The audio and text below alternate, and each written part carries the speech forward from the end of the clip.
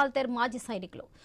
సుదీర్ఘకాలం దేశ సరిహద్దులో సేవలందించిన వారు మళ్లీ దేశం కోసం కథన రంగంలోకి దిగడానికి సిద్ధమంటున్నారు. భారత్ పాక్ మధ్య ఉద్రిక్తతలు కొనసాగుతున్న వేళ మాజీ సైనిక ఉద్యోగులతో విశాఖ న్యూస్ ప్రతినిధి రాజు ఫేస్ టు ఫేస్. ఘటన రెండు దేశాల మధ్య యుద్ధానికి దారితీస్తుందా? ఇప్పటికే పహల్గాంలో కాల్పులు జరిగి చనిపోయినటువంటి తరువాత ఉన్నటువంటి పరిణామాలు చూసుకుంటే రెండు దేశాల మధ్య కూడా ఉద్రిక్త వాతావరణం, భారత భద్రతా దళాలు కూడా ధీటుగా ఎదుర్కోవడం కూడా జరుగుతుంది. ఈ నేపథ్యంలో యుద్ధ మేఘాలు కూడా కమ్ముకుంటున్న నేపథ్యంలో దేశవ్యాప్తంగా కూడా మాక్ డ్రిల్ కూడా నిర్వహించడానికి అయితే కేంద్ర ప్రభుత్వ సూచనలతో రాష్ట్ర ప్రభుత్వం సన్నద్ధమైంది. మరి ఈ నేపథ్యంలో ఒకవేళ యుద్ధం వస్తే తప్పనిసరి పరిస్థితుల్లో యుద్ధం చేయాల్సి వస్తే ఎలా ఎదుర్కోగలుగుతాం, దానికి ఉన్న బలగం ఏంటి, బలగాలు ఏంటి, ఆయుధాలు ఏంటి, అస్త్రాలు ఏంటి అనేది తెలుసుకునే ప్రయత్నం చేద్దాం. గతంలో కార్గిల్ యుద్ధంలో కావచ్చు, ఇందిరా మూమెంట్లో కావచ్చు, ఇలాంటి అనేక యుద్ధాల్లో పాల్గొని దేశ రక్షణకు సంబంధించి విధులు అందించినటువంటి ఎక్స్ సర్వీస్ మెన్లు, అంటే సేవలు అందించి రిటైర్మెంట్ అయ్యి వచ్చి ఉన్నటువంటి ఎక్స్ సర్వీస్ మెన్లు ప్రస్తుతం మనతో పాటు ఉన్నారు. Visakha ex service men association ఆధ్వర్యంలో విశాఖ పెదవాల్తేరులో ఉన్నటువంటి పూర్వ సైనికులు మనతో పాటు మాట్లాడేందుకు సిద్ధంగా ఉన్నారు. వాళ్ళతో మాట్లాడే ప్రయత్నం చేద్దాం. సార్ చెప్పండి, అసలు మీరు ఆర్మీలో ఉండేటప్పుడు పరిస్థితులు ఎలా ఉన్నాయి, ఇప్పుడు ఎలా ఉన్నాయి, అదేవిధంగా ఒకవేళ యుద్ధం వస్తే ధీటుగా ఎదుర్కొనే అవకాశాలు మనకు ఎంతవరకు ఉన్నాయి? తప్పకుండా సార్. నా పేరు పి దుర్గారెడ్డి, మాజీ సైనికుడిని, పెదవాల్తేరు వాస్తవ్యుడిని. 17 సంవత్సరాల వయసులో 1994లో నేను సైన్యంలో చేరాను, ఆర్మీలో. 17 సంవత్సరాలు సర్వీసు దేశానికి సేవలు అందించాను. అప్పుడు కన్నా ఇప్పుడు భారతదేశం ఇప్పుడు ఉన్న కేంద్ర ప్రభుత్వ ఆధ్వర్యంలో మరింత బలంగా చేకూరుందని నిస్సంకోచంగా చెప్తున్నాను. ఎందుకంటే 94లో మీకు తెలుసో తెలియదు, అప్పుడు ఎస్టీడీ తప్ప ఉండేది. మన ఊర్లో కూడా ఎవరో పెద్ద ఇంట్లో ఫోన్ ఉండేది. కేవలం సమాచారం అందించడానికి అంత ఇబ్బంది పడేవారు, జస్ట్ టెలిఫోన్ విషయం. అలాంటిది ఆయుధాలు, రైఫిల్స్, యుద్ధ ట్యాంకులు సమకూర్చడం అంటే ఎంత కష్టమో ఆలోచించండి. అప్పుడున్న పరిస్థితులు ఇప్పుడున్న పరిస్థితులు చాలా మెరుగు. భారతదేశం ఇప్పుడు ఉన్న 195 దేశాల్లో చాలా శక్తివంతంగా ఎదిగింది.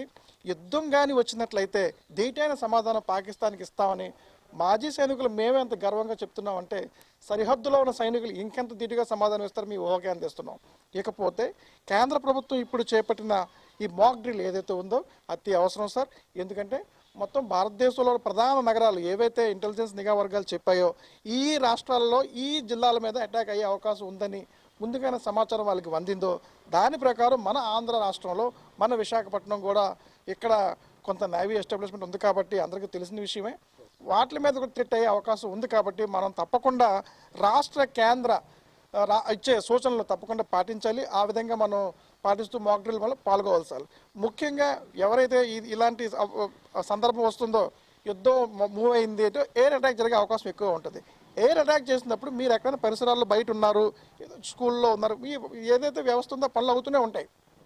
అలాంటప్పుడు మీరు భయపడకుండా ఎక్కడున్నారో అక్కడ మీరు భూమి మీకు అందుబాటులో ఉన్న ప్లేస్లో దాక్కోవడం, భూమి ఏదైతే బాంబ్ బ్లాస్ట్లు అయితే గట్రా అవుతాయో అలాంటివి ఏమైనా మీకు అనిపిస్తుంటే వెంటనే కూర్చుని పోయి చెవులు మూసుకొని మన ప్రొటెక్షన్ తీసుకుంటూ ఉండాలి. మనతో ఉన్న వాళ్ళు కూడా అవగాహన కల్పించాలి సార్.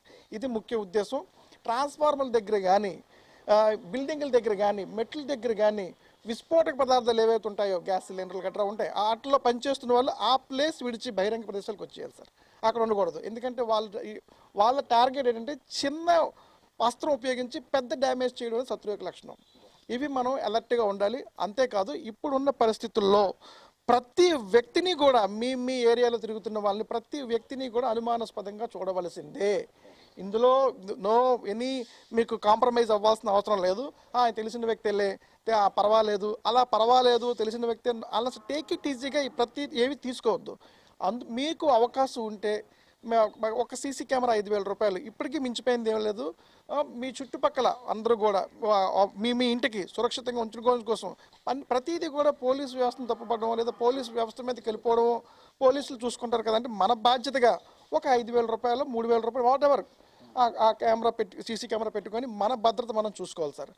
ఆ తర్వాత మనం దేశ భద్రత కూడా మన చేతుల్లో మనం కాపాడాలి సార్. మీరు చెప్పండి, కార్గిల్లో మీరు ఉండే టైంలో కార్గిల్లో యుద్ధం జరిగేటప్పుడు ఎన్ని రోజులు జరిగింది, అక్కడున్న పరిస్థితులు ఏ విధంగా ఉంటాయి, యుద్ధంలో బార్డర్లో పరిస్థితులు ఏ విధంగా ఉంటాయి?